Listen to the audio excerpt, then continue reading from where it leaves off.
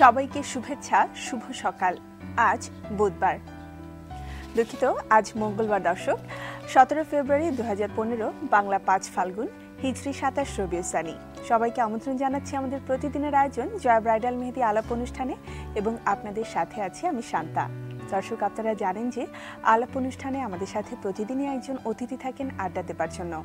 আমরা আমাদের আজকের অতিথির সাথে আড্ডা শুরু করব, কিন্তু তার আগে এক নজরে দেখে নেব বৈশাখী হাইলাইটস, অর্থাৎ উল্লেখযোগ্য কী কী অনুষ্ঠান থাকছে আজ বৈশাখীর পর। আড্ডা দেওয়ার জন্য উপস্থিত রয়েছেন সঙ্গীত শিল্পী ও উপস্থাপক আলিফ আলাউদ্দিন।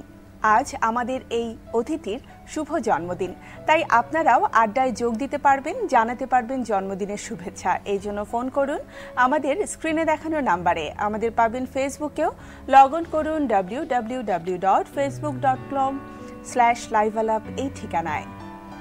শুভ সকাল আপু। শুভ সকাল, কেমন আছেন? ভালো আছি। জন্মদিনের অনেক অনেক শুভেচ্ছা। Thank you so much. আচ্ছা, যেহেতু জন্মদিন, জীবনের একটি বিশেষ মুহূর্ত আজ, কেমন কাটবে, পরিকল্পনা কি রয়েছে? পরিকল্পনা তো আজকে গত রাত থেকে আমার অনেক সারপ্রাইজেস। আমি আমার বাসায় রান্না করে পাঠিয়ে দিয়েছে এরকম আমার মামি শাশুড়ি। শি অ্যাকচুয়ালি সেন্ট মি অনেক অনেক খাবার, আমার পছন্দের খাবারগুলো। একটা খুব চমৎকার কেক পাঠিয়েছে, প্লাস মজার মজার রান্না করে পাঠিয়েছে। ওখান থেকে আমাকে নিয়ে যাওয়া হয় একটা কফি শপে, আমার হাজবেন্ডে নিয়ে যায়। তবে জানতাম জানি হয়তো একজন দুজন ফ্রেন্ড আসবে, গিয়ে দেখি সবাই ওখানে, আমার খুব ক্লোজ ফ্রেন্ডস, ফ্যামিলির অনেকেই। ওটা খুবই সারপ্রাইজ ছিল আমার জন্য। ওখানে সবাই একসাথে কেক টেক কাটলাম, একটু আড্ডা টাড্ডা দিলাম। ওই তো রাতটা ওখানেই আর কি, বেশ রাত পর্যন্ত ওখানে আড্ডা, এবং সকালে তো এখানে চলে আসলাম। সো মনে হচ্ছে খুবই চমৎকার কাটছে আর কি। হোপিং যে পুরোটা দিন খুব আনন্দে কাটবে। আচ্ছা, এখনকার জন্মদিন আর ছোটবেলার জন্মদিনের মধ্যে পার্থক্যটা কোথায়? ছোটবেলার জন্মদিনের তো একটা আলাদা মজা, ওটা তো আর থাকেই, কারণ নতুন জামা জুতা এগুলো নিয়ে এক্সাইটমেন্ট, প্লাস কেক কাটবো কখন। স্পেশালি কেকটা নিয়ে খুব ফ্যাসিনেশন ছোটবেলা ছিল। ফ্রেন্ডরা সবাই আসবে একসাথে, বা ফ্যামিলি সবাই একসাথে হয়ে কেক কাটবো। আর এখন যেটা মজা লাগে যে সবাই মিলে, এখন একটু যেহেতু আই হ্যাভ মাই ওন ফ্যামিলির সবাই একসাথে হওয়া, এবং মিডিয়াতেও দেখা যায় যে একটা অফিস আছে, অফিসের সবার সাথে একসাথে সেলিব্রেট করা। এখন ভাগ হয়ে গেছে বিভিন্ন জায়গায়, দুটো হয়ে গেছে, দুটো না আরো বেশি ইনফ্যাক্ট বলি, বিভিন্ন জায়গায় সেলিব্রেট করা হয়। আচ্ছা, আমাদের সাথে একজন দর্শক ফোনে আছেন, ফোনটি নিয়ে ফিরছি। হ্যালো, শুভ সকাল। হ্যালো, আসসালামু আলাইকুম। ওয়ালাইকুম আসসালাম। দর্শক নাম কি বলে কথা বলুন? জি, আপনি কথা বলুন অতিথির সাথে। ফুলপুর থেকে নাইম। আমি একটু অতিথির সাথে কথা বলবো। জি নাইম, আপনি কথা বলুন, শুনতে পাচ্ছে। হ্যালো, আসসালামু আলাইকুম। ওয়ালাইকুম আসসালাম। আপু ভালো আছো? হ্যাঁ, আমি খুব ভালো আছি। আপু, তোমাকে আমার পরিবারের পক্ষ থেকে জন্মদিনে অনেক অনেক শুভেচ্ছা। অনেক অনেক ধন্যবাদ। আর আরেকটি অনেক ধন্যবাদ নাইম, সাথেই থাকুন। আচ্ছা, জন্মদিনের কথা হচ্ছিল, জন্মদিনের বিশেষ কোনো স্মৃতির কথা কি মনে আছে, যেটা মনে পড়লে আসলে এখনো হয় মন অনেক খারাপ হয়, অথবা মন অনেক ভালো হয়, এমন কিছু? না, আমার মাশাআল্লাহ আমার প্রত্যেকটা জন্মদিনই খুবই মেমোরেবল আমার জন্য। আলাদা করে বলা খুব ডিফিকাল্ট, ওভাবে করে এই মুহূর্তে মনে পড়ছে না, কারণ প্রতিটা বার্থডে একটা বার্থডেতে এক এক রকম আনন্দ। তবে সবচেয়ে ইন্টারেস্টিং হচ্ছে যে বিয়ের পরের ফার্স্ট বার্থডেটা আমার জন্য একটু কষ্টের ছিল, কারণ আম্মুর থেকে দূরে, ফ্যামিলি থেকে দূরে। তো দেখা গেছে যে ঠিক 12টার সময় খুব মন খারাপ লাগছিল যে আচ্ছা আম্মুর সাথে, কারণ সবসময় আম্মুর সাথে বসে কেক কাটা হয় ফ্যামিলি সবার সাথে। তো তারপরে দেখা গেছে ওখানে একটা সারপ্রাইজ, আম্মু চলে এসেছিল ঠিক রাত 12টার সময়, তো একসাথে আনন্দটা এসে যোগ হয়েছিল। সো ওই বার্থডেটা খুব মনে পড়ে, যে বিয়ের পরের প্রথম বার্থডেটা খুব ডিফারেন্ট ছিল। আচ্ছা, আমরা আশা করছি আজকে জন্মদিনটা খুব ডিফারেন্ট কাটবে এবং মেমোরেবল হয়ে থাকবে। Thank you. আচ্ছা আলিফা আপু, এবার একটু গান নিয়ে জানতে চাই। বর্তমানের ব্যস্ততা শুধুই কি গান, না গানের পাশাপাশি অন্যান্য কাজও চলছে? না, একটা তো জব করছি, একটা টেলিভিশন চ্যানেলে আছি, এবং ওখানে আমি একটা নিজের একটা প্রোগ্রাম করছি মিউজিক বাজ নামে। সেই প্রোগ্রামটা নিয়ে প্রচুর ব্যস্ততা থাকে, কারণ কারেন্ট ইস্যুস মিউজিক্যালি কি হচ্ছে সেটা নিয়ে। আর তাছাড়া মিউজিক্যালি স্টেজে খুব অ্যাক্টিভ, আমাদের স্টেজ শোজ অনেক হয়, সেগুলো নিয়ে ব্যস্ত। আর অ্যালবামের কাজ আমার চলছে, আস্তে আস্তে চলছে আর কি। আচ্ছা, কবে নাগাদ আমরা অ্যালবাম পেতে পারি? এই ইয়ার তো ডেফিনেটলি আমার ইচ্ছে আছে এবছরের মাঝামাঝির দিকে ছাড়বার। তো দেখি কাজ আগাচ্ছে, এই আর কি। আসলে আপনার ভক্ত যারা রয়েছেন তাদের আরো কিছুদিন হয়তো অপেক্ষা করতে হবে অ্যালবামটি পাওয়ার জন্য। আচ্ছা, গান নিয়ে যেহেতু কথা হচ্ছে, একটু ছোটবেলার গল্প শুনতে চাই। গানের হাতে খড়ি তো অবশ্যই পরিবার থেকে, তারপরে জানতে চাই কবে থেকে শুরু হয়েছিল এবং কিভাবে এগিয়ে চলা। এটা না আসলে বলা খুব ডিফিকাল্ট। আমি তো মনে করি যে আমার মায়ের পেট থেকেই আমি গান করি, ব্যাপারটা সেরকম। তো কবে কিভাবে, আমি কিন্তু ক্লাসিক্যালি মানে ট্রেইনড একজন ডান্সার। আমি কিন্তু নাচ শিখতাম ছোটবেলা, কিন্তু গানটা বাসায় আম্মুর কাছে শেখা হতো, আম্মুর কাছে। ওখান থেকে কিন্তু গান যে এত বেশি ভালোবাসি সেটা যত বড় হতাম তত রিয়েলাইজ করতাম যে না, নাচের থেকে গানের প্রতি আমার ভালো লাগাটা অন্যরকম। তো আম্মুর কাছে শেখা। আমার খালার স্কুল যে তরঙ্গ ললিত কলা কেন্দ্র, আমার ছোট খালার স্কুল, সেখানেও আমার ওয়ার্কশপ করেছি মিউজিক্যালি, অনেক ছোটবেলা অনেক প্রোগ্রাম করেছি ওখান থেকে। আচ্ছা, তার মানে আগে হচ্ছে নাচের হাতে খড়ি, পরবর্তীতে নাচ থেকে সরাসরি গানই কি করে চলে আসলেন? না, গান তো বাসায় সবসময় শিখতাম, নাচটা হয়তো গিয়ে শিখতাম আমি শিবলি মোহাম্মদ ওনার কাছে শেখা হতো। নাচটা আমার জন্য খুব টাইম কনজিউমিং ছিল, কারণ আমি পড়াশোনায় আবার খুব একটু স্টুডিয়াস টাইপের ছিলাম।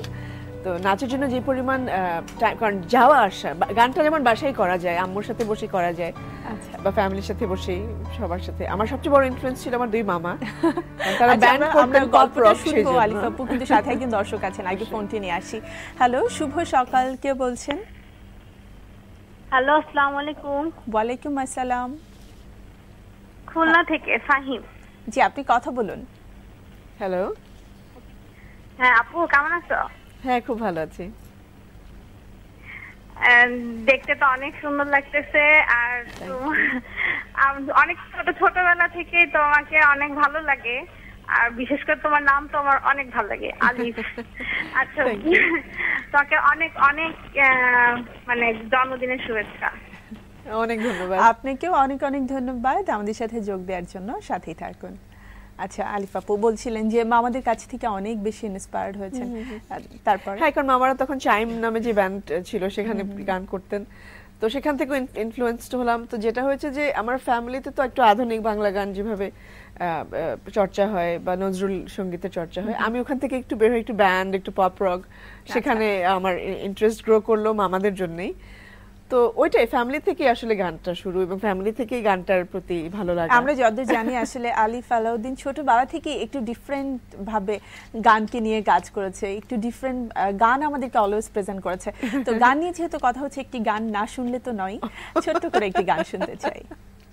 আচ্ছা, এই গানটা আমার ফার্স্ট অ্যালবামের, আমি দ্বিতীয় গান যেটা রেকর্ড করি। অরিজিনালি এই গানটি গেয়েছিলেন উষা উত্তপ, সুর বাবা আলাউদ্দিন আলীর, এবং গানটি লিখেছেন গাজী মাজহার আনোয়ার। একটুখানি করছি।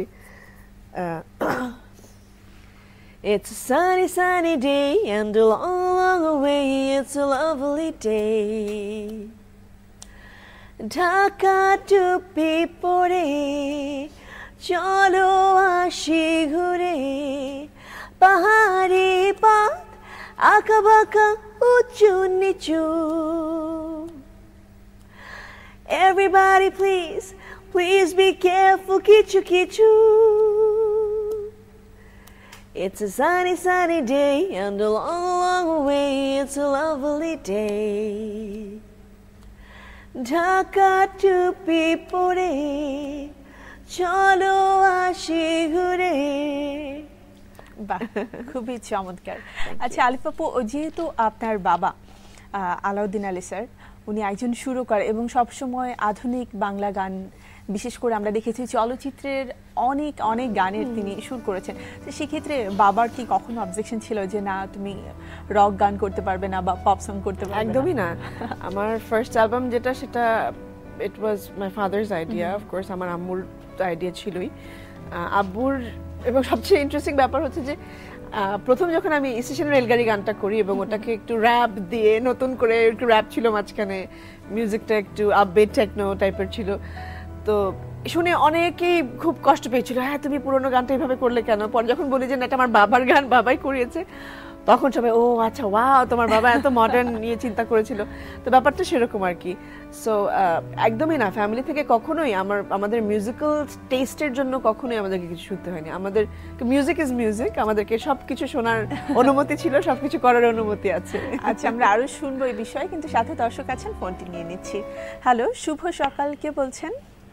হ্যালো, আসসালামু আলাইকুম। ওয়ালাইকুম আসসালাম। জি, আপনার নামটি বলে কথা বলুন অতিথির সাথে। আমি ওয়ারিসি শিরুনি বলছি। আপু ভালো আছেন? আমি ভালো আছি। হ্যালো আপু, আসসালামু আলাইকুম, happy birthday. Thank you so much. আপনাকে অনেক সুন্দর লাগছে মাশাআল্লাহ, আর বৈশাখী টিভিতে অনেক ধন্যবাদ।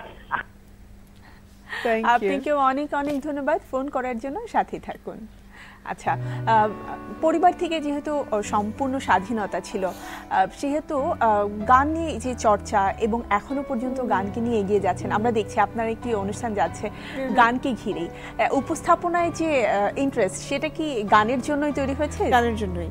আচ্ছা, আমি আমার ফার্স্ট এভার যে প্রোগ্রামটা উপস্থাপনা করি সেটা আমার নিজেরই গানের অনুষ্ঠান ছিল। আমার 4টা মিউজিক ভিডিও নিয়ে গান, অনুষ্ঠানটার নাম ছিল মি অ্যান্ড মাই সংস। তো আমার নিজের গানটাই তখন মানে এভাবেই প্ল্যান করা হয়েছিল যে আমি নিজেই নিজের গান সম্পর্কে বলবো আর আমার গানগুলো দেখানো হবে।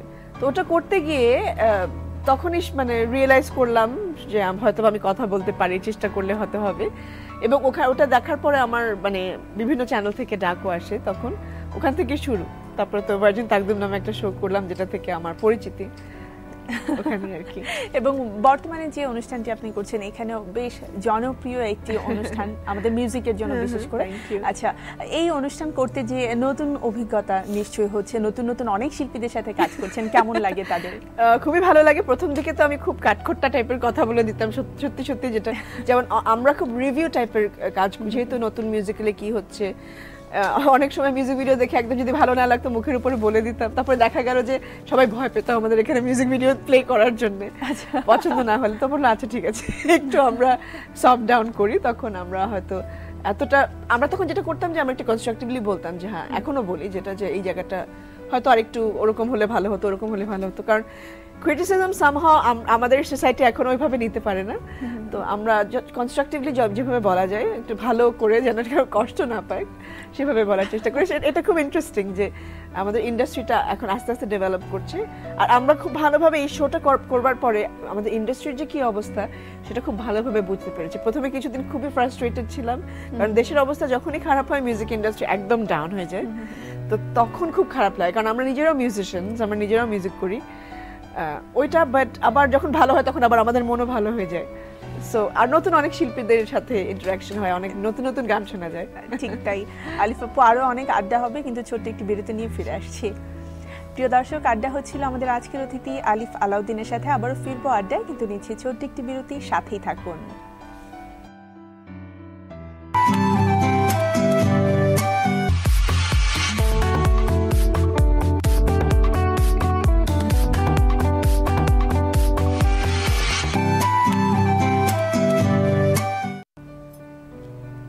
প্রিয় দর্শক, ফিরে এলাম বিরতির পর জয়া ব্রাইডাল মেহেদি আলাপ নিয়ে।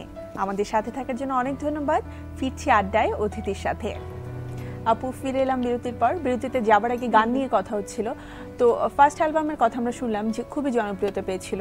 তো এই বিষয়ে একটু কথা বলবো যে আপনি যখন অ্যালবাম বের করেছেন অথবা পুরো দমে গান শুরু করেছিলেন, তখন কিন্তু আমাদের অ্যালবাম বের হতো মোস্ট রিসেন্টলি এবং খুবই জনপ্রিয়তাও পেত। বর্তমান সময়ে সেটা দেখা যাচ্ছে না, দেখা যাচ্ছে হয়তো একটি দুটি গান করে রিলিজ দিচ্ছে অথবা একটি মিউজিক ভিডিওর সাথে একটি গান প্রকাশ হচ্ছে। তো সেই সময় আর এই সময়ের মধ্যে আসলে পার্থক্যটা? সে সময় তো তখন আমি নিজে ইনফ্যাক্ট অনেক ছোট, যখন আমার ফার্স্ট অ্যালবাম রিলিজ হয় 1999-এ। হ্যাঁ, 99-এ আমার ফার্স্ট অ্যালবাম রিলিজ হয়। রিয়াকশন খুবই ভালো ছিল, সবার কাছ থেকে ফিডব্যাক খুব ভালো ছিল। এবং তখন আসলেও তখনও ওই ট্রেন্ডটা ছিল যে সবাই অ্যালবাম কিনতো, অ্যালবাম অনেক কিনে আমাকে যেমন অনেকেই মেসেজ পাঠাতো, চিঠি লিখতো, ওই বিষয়গুলো খুব ইন্টারেস্টিং ছিল।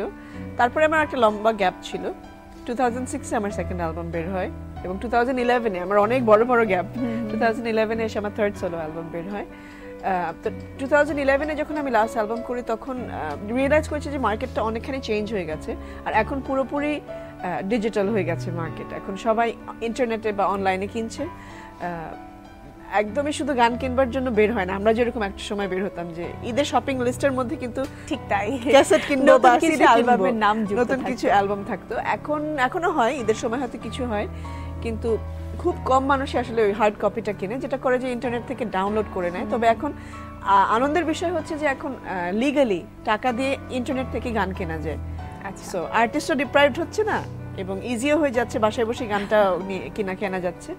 আমি সাজেস্ট করব যারা যারা ইন্টারনেটে আপনারা গান ডাউনলোড করেন, প্লিজ লিগালি গান ডাউনলোড করবেন, কারণ এখন অনেক গান, মাশরুম এন্টারটেইনমেন্ট আছে, কাইনেটিক মিউজিক আছে, ইনকারশন মিউজিক আছে, ইটিউনস, অনেকগুলো প্ল্যাটফর্ম আছে যেখান থেকে ইনফ্যাক্ট আপনি খুব ইজিলি এবং লিগালি গানটা ডাউনলোড করতে পারবেন, কিনতে পারবেন। আপু শুনবো আরো কথা, কিন্তু সাথে দর্শক আছেন, ফোনটি নিয়ে নিচ্ছি। হ্যালো, শুভ সকাল। শান্তা আপু, আমি জেসমিন বলছিলাম কুমিল্লা ক্যান্টনমেন্ট থেকে। আপু ভালো আছো? অনেক ভালো আছি, কথা বলুন অতিথির সাথে। জি, আমি একটু আলিফ আপুর সঙ্গে কথা বলি। Happy birthday to you, happy birthday to you dear, happy birthday. Thank you so much. অনেক ধন্যবাদ জেসমিন ফোন করার জন্য, সাথেই থাকুন। বোঝাই যাচ্ছে আপনারা অনেক ভক্ত। থ্যাংক ইউ, অনেক সুইট ছিল। হ্যাঁ অবশ্যই। আচ্ছা আলিফ আপু, এই যে নতুন যে গানগুলো হচ্ছে সাথে মিউজিক ভিডিও হচ্ছে, সেই মিউজিক ভিডিওর আমরা অনেক সময় দেখি যে কিছু মিউজিক ভিডিও আছে খুবই মানসম্মত হচ্ছে, সবাই খুব পছন্দ করছে, আবার অনেক সময় দেখছি মিউজিক ভিডিও হচ্ছে কিন্তু আসলে গানের সাথে মিউজিক ভিডিও তেমন একটা সামঞ্জস্যতা থাকছে না। ইনফ্যাক্ট আমরা দেখেছি এই বিষয়গুলো নিয়ে আপনিও কথা বলে থাকেন আপনার অনুষ্ঠানে, সে বিষয়ে একটু জানতে চাই যে কেন এমন হচ্ছে।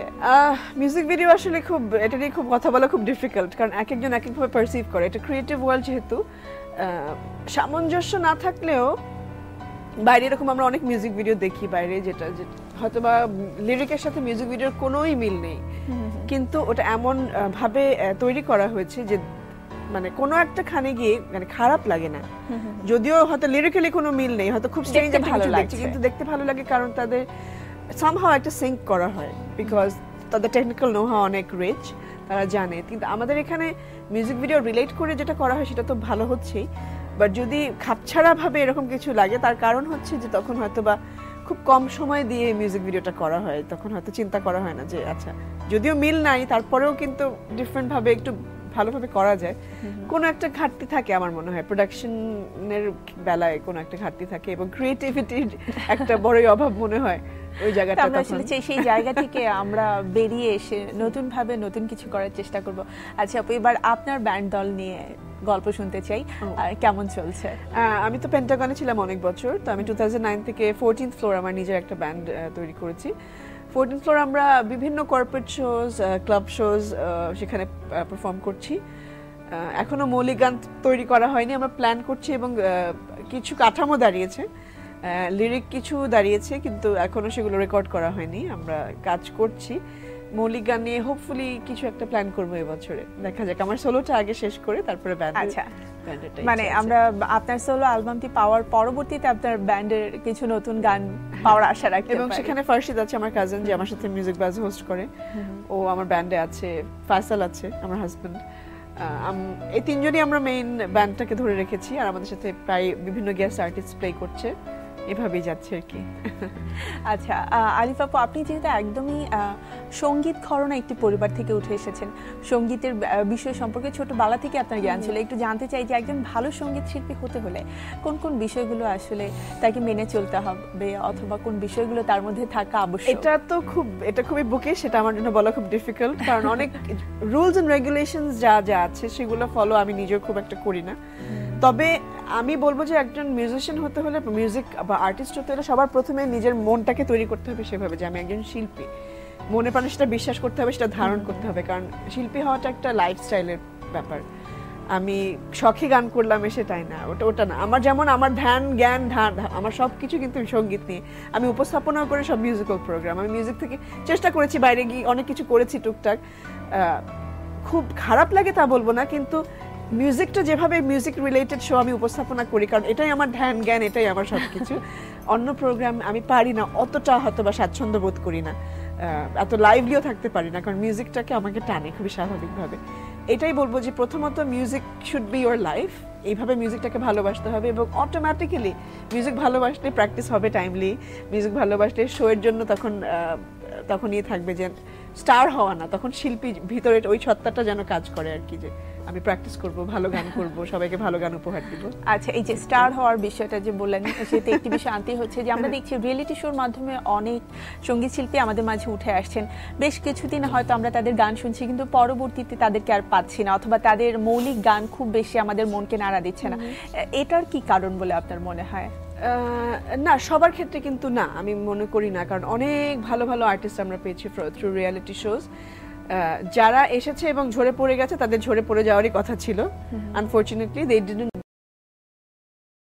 Deserve it. এটা হয়তো বা কোনো একটা ফ্লুক বা সামথিং হয়ে গেছে এবং তারা ধরে রাখতে পারেনি। কিন্তু যারা ভালো, আমি লিজার কথা বলতে পারি, মেহরাবের কথা বলতে পারি, শুভর কথা বলতে পারি, দি রকস্টার শুভ, এরা কিন্তু প্রত্যেকে গান ধরে রেখেছে এবং গানকে ভালোবাসে, এত চমৎকার করে গান প্রেজেন্ট করছে আমাদেরকে। যাদের কোয়ালিটি আছে, সেটা যে কোনো মাধ্যমে সে আসুক, যে কোনো ব্যাকআপে আসুক, একটা পর্যায়ে তার গান দিয়ে তাকে টিকে থাকতে হবে, এটা হচ্ছে আসল কথা। আচ্ছা, নতুন যারা গানকে সাথে নিয়ে আসলে সামনে পথে চলতে চায় অথবা অ্যালবাম নিয়ে কাজ করতে চায়, তাদের জন্য কোনো টিপস কি রয়েছে নতুনদের জন্য? হ্যাঁ, একদমই নতুনদের জন্য একটাই টিপস যেটা আমি সবচেয়ে বেশি খুবই অপছন্দ করি, সেটা হচ্ছে যে খুব অস্থিরতা, যে আমাকে এক্ষুনি একটা অ্যালবাম বের করতে হবে এবং সঙ্গে সঙ্গে মিউজিক ভিডিও করতে হবে এবং কপি করা, আমাকে মিলা আপুর মতন একটা গান করতে হবে, একটা কণা আপুর মতন গান করতে হবে। Rather than that, you know, create your own identity, যে আমি হব, আমার একটা আলাদা স্টাইল হবে, আমাকে সবাই ফলো করবে, এটা খুব ইম্পর্টেন্ট। আচ্ছা, আমরা একদমই শেষ পর্যায়ে চলে এসেছি, একদম এক কথা উত্তর শুনতে চাই। গান নিয়ে ভবিষ্যৎ পরিকল্পনা কি রয়েছে? ভবিষ্যৎ পরিকল্পনা আমি খুব পরিকল্পনা করি না, এটাই আমার পরিকল্পনা। আমি মিউজিক নিয়ে থাকি, মিউজিক নিয়ে আছি, তবে ইচ্ছে আছে যে আমি ঘন ঘন আরেকটা অ্যালবাম রিলিজ করবো, কারণ আমার অনেক লম্বা ব্রেক যায় মাঝে, এত কিছু করি। তো আমরাও আসলে অপেক্ষা করছি এই জন্য কাজ করব। আরেকটি শেষ উত্তর শুনবো, সেটি হচ্ছে 10 বছর পরে নিজেকে কোন অবস্থানে দেখতে চান? না, মিউজিক্যালি আমি আরো অনেক কিছু, আমার কিছুই অ্যাচিভ করা হয়নি। এত বড় বড় কথা বলছি ঠিকই, আমি নিজে আসলে এত ব্যস্ত থাকি। মিউজিক্যালি আমি নিজেকে আরো অনেক অনেক ভালো একটা পজিশনে দেখতে চাই। আমার কখনো কোনো কম্পিটিশন নাই, আমি I don't want to be number 1 this and that, but আমি চাই যে আমার কিছু ভালো গান হোক, মানুষকে কিছু ভালো গান যেন উপহার দিয়ে যেতে পারি। আমাদেরও অনেক অনেক শুভকামনা রইল এবং সেই সাথে জন্মদিনের অনেক অনেক শুভেচ্ছা। Thank you so much. ধন্যবাদ। প্রিয় দর্শক, আড্ডা হচ্ছিল আমাদের আজকের অতিথির সাথে। নিশ্চয়ই আপনাদের ভালো লেগেছে। আবারও ফিরবো আগামীকাল নতুন কোনো অতিথিকে সাথে নিয়ে নতুন এক আড্ডায়। সে পর্যন্ত আপনারা সবাই ভালো থাকুন, সুস্থ থাকুন। আল্লাহ হাফেজ।